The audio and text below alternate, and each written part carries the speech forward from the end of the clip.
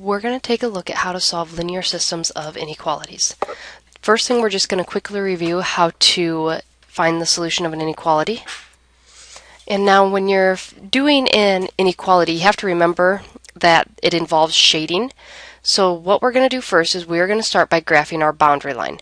Now for this particular example, we have it in slope-intercept form. So we have it almost like y equals mx plus b.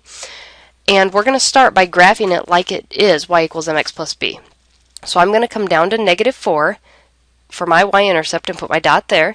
And then I'm going to use my slope of 3 to go up 3 into the right one. And that's going to help me draw my boundary line. Now before I actually go and put the line on here, I have to decide if it's dotted or solid. And for this one, since it does not have the equal component of it, it is going to be a dotted line. So that is my boundary line. From there, I need to pick a test point to decide what side to shade on. So I'm going to test the point 0, 0. And when I plug in 0, 0, all I have to do is figure out, is it true or false? So I end up getting 0 is greater than -4, and that is a true statement. So that means that I shade towards my test point. Well, my test point was on the left side of my line, so I'm going to shade to the left because it was true. Now if my test point turns out to be false, then you jump across the line and you shade the other side. So that's how we do an inequality. Now, when you have a system of inequalities, all you're doing is putting two inequalities on the same graph. So we're going to start out by graphing this first one. It's in slope-intercept form again. So I go up to my 3, and then I have a slope of -1, so I'm going to go down 1, right 1. And I'm going to get my boundary line. Now again, I have to decide if it's dotted or solid. This one is also going to be dotted because it doesn't have the equal to part. So I get that graphed. I'm going to pick a test point of 0, 0. So I have to test, is 0 less than -0 plus 3? Well, that simplifies down to 0 is less than 3. That is true. So I'm going to shade on the side that has 0, 0. Now to actually do my system, I have to graph my next one. So I'm going to go up to +4 and put my intercept there. And then I have a slope of 2, so I'm going to go up 2 over 1. I'm also going to go down 2 and back 1 because remember, 2 negatives will make a positive. This one is going to be a solid line because it has the equal to component. So I'm going to sketch my solid line in there. And then again, I'm going to do a test point. So now when you're doing the second one, you kind of have to ignore everything you did on the first one, pretend it's not there. I'm going to test the point 0, 0. And when I plug that in there, I get 0 is greater than 4. And I have to decide, is that true or false? Well, that is false. So instead of shading towards 0 on this one, now remember I'm doing the green line, I shade on the opposite side. So that is over here. Now when you're doing inequalities, the shaded area and then the line, if it's solid, represents your solution set. Well, now when we do a system of inequalities, we're looking for the place or the places where we have solutions to both equations. And if you look at our graph, our solutions to both equations is where our shading overlaps, which is over here in this kind of left side of the graph. So what I need to do is I need to go back and I need to just darken just the overlapped area, because that's the only area that's a solution to my system. Now this bottom section right here, that was a solution to the blue, the top one, but it's not a solution to the green one, so therefore it's not a solution to the system. Same thing with this little section up here. It was a solution for the second equation, the green equation, but it wasn't a solution for the blue one, so it's not a solution to the system. Our solution for the system is anything over here. So now if you were also asked to name 3 solutions, you can pick any point in this shaded area. So you could pick like -5, 1. You could pick -3, 3. So anything that is in this double shaded area is a solution of the entire system. Okay, here's another one. So we're going to start just by graphing it like it's y equals mx plus b.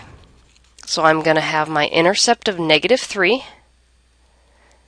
And then my slope is 2, so I go up 2 over 1.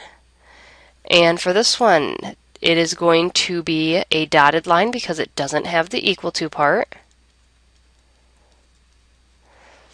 And I'm going to test 0, 0. So when I plug 0 in there, I end up with 0 is less than negative 3. Well, that is false, so I'm going to shade below. Then I'm going to go and I'm going to graph my next one. Now this one is in standard form. My x and my y are on the same side, so I'm going to plug in a 0 for y, and I'm going to solve it out like it says it's an equal sign. So I end up getting x is equal to negative 2. So my x-intercept is at the point negative 2, 0. So I'm going to go put a point there. Then I go back and I redo the process, only this time I put in the 0 for the x and pretend it says it's equal to. So I end up getting y is equal to 4. So my y-intercept is at 0, 4. Now that I've got my two intercepts plotted, I can go ahead and graph this one. It's going to be a dotted line again because it doesn't have the equal to part. And now I can test a point. I'm going to test the point 0, 0. So when I go and do that, I'm going to have 2 times 0 minus 4 times 0 is greater than 8. So I end up getting 0 is greater than 8, which is false. So that means instead of shading towards the 0, 0, I'm going to shade the other way. Okay, now at first glance, you might be wondering, well, where's the overlap? Because remember, we need a system, or we have a system, so we need the overlapped area. Well, now a couple things could be happening here. We could just be zoomed in on the wrong part of the graph. Maybe if we were to extend these lines, they would cross and then we would have an overlapped area. Or maybe they're parallel. So what we need to do is we need to check if they're parallel, and we can do that by looking at their slopes. Now, the slope of my first line was a 2.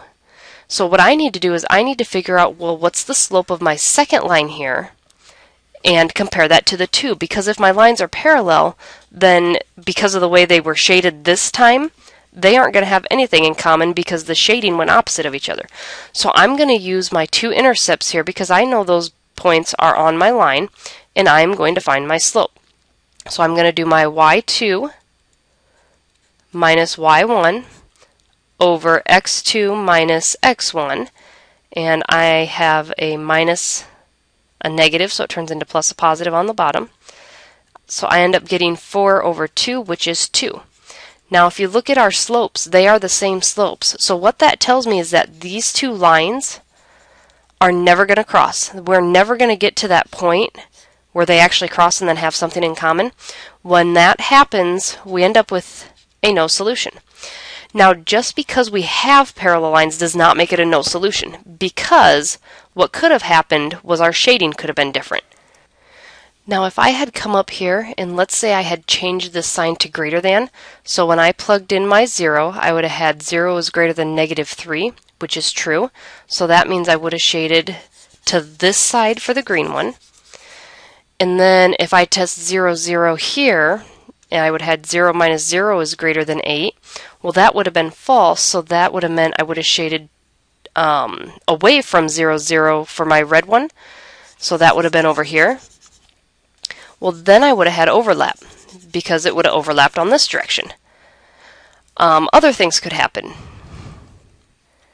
If I had switched the sign on this bottom one, and then put 0 minus 0 is less than 8, that would have been true for the red equation, so I would have shaded this way. Well, then my overlap would have been right here in the middle. So just having parallel lines does not make them be no solution. It has to do with if the shading overlaps or not. Okay, so here's your first practice problem. Go ahead and graph this system, then name one solution. You can pick any solution that you want to the system. So go ahead and pause the video and see what you come up with. Alright, on this one, my first line I did in red. It was solid, had an intercept of negative 5, a slope of 3. I tested 0, 0, and that came out to be false, so I shaded away from 0, 0, that would be in the red. Then I graphed the other line in blue. It had an intercept of positive 6, slope of negative 4, it was dotted. I tested 0, 0, and that was true, so I shaded towards the 0, 0. And then I went back and I darkened where the overlap was. These overlapped in this small little triangular area down here, so I darkened that. And then it also said to name one solution. Well, I just randomly picked the solution 1, -5 because that was here in my darkened area. You can pick any point that falls in this darkened area. You can even actually pick a point that is on this solid line also. You cannot pick a point on the dotted line because remember we do the dotted line to show that we can get as close as possible to that line, but we can't actually touch it because it doesn't have the equal to component. Okay, and here's your last practice one for this one.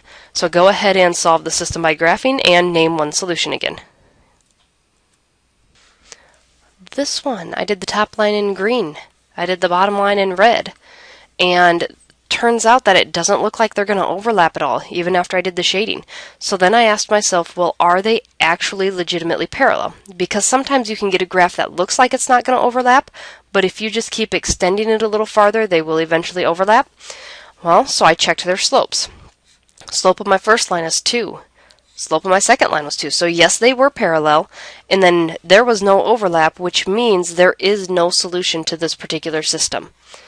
So this one would just be a no solution.